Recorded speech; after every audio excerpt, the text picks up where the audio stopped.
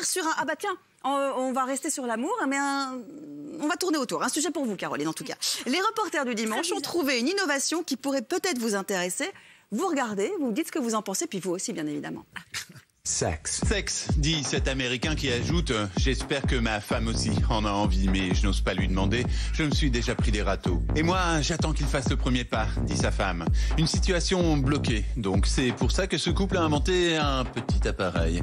C'est 2 boutons à placer sur chaque table de chevet. Quand l'un d'eux en a envie, il appuie dessus. Si l'autre appuie à son tour sur le sien, les appareils vibrent et hop. Sinon, il ne se passe strictement rien. L'autre n'est même pas de courant et peut regarder la télé tranquille.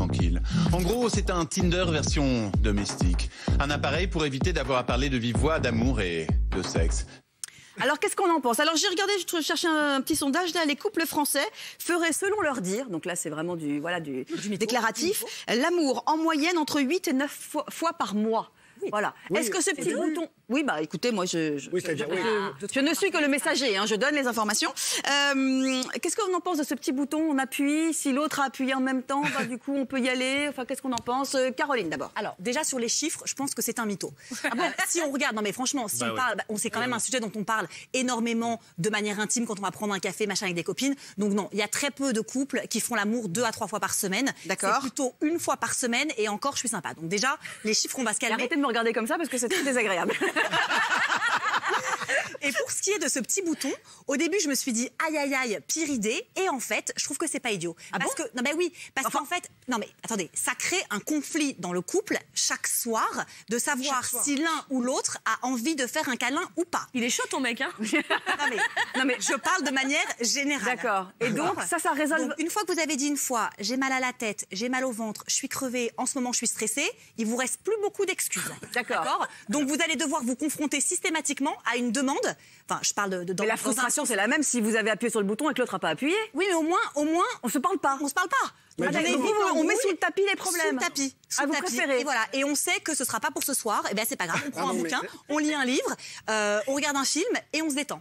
Vous reviendrez. Alors, déjà, on va se calmer avec l'excuse de la migraine. Parce que la migraine, c'est thérapeutiquement prouvé.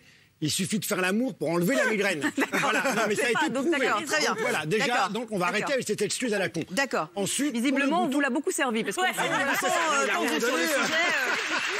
le type a une boîte de... Et j'ai guéri beaucoup de migraines. Bah, tant mieux, écoutez. Maintenant, pour ce qui est du bouton, non, franchement, là, c'est l'absence du dialogue. Alors, on se parle plus du tout. C'est fini. Vaut mieux se prendre un râteau, vaut mieux en discuter, vaut mieux dire, bah, pourquoi t'as plus envie, pourquoi ça fait une semaine qu'on n'a pas couché. Vous êtes pour un dialogue franc. Bah, évidemment, il faut y aller. Quitte à se faire mal. Sinon, il n'y a plus de couple. Hein. D'accord, Émilie. Mais qui est le mec qui un jour s'est dit tiens, on va inventer un bouton pour savoir si le machin et machine... Alors, visiblement, ça plaît parce que le projet a été mis en financement participatif. Vous savez, il y a une cagnotte pour pouvoir le financer.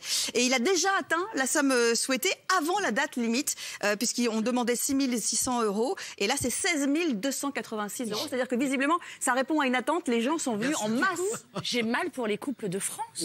Mais c'est-à-dire qu'il n'y a plus de spontanéité, il n'y a plus de dialogue, il n'y a plus de petits rapprochements sous la couette et genre ça dévie et puis hop, nanonanette.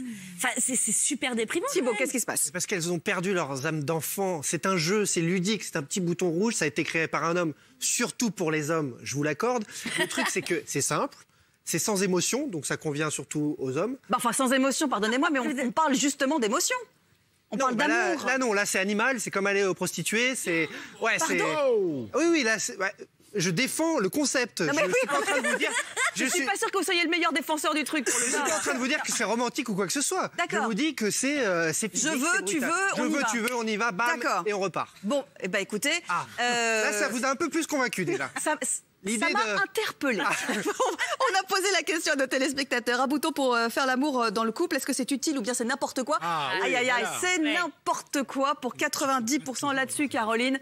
On ne vous a pas écouté, pourtant, vous, c'est votre domaine. Je peux pas toujours avoir raison. C'est parfait.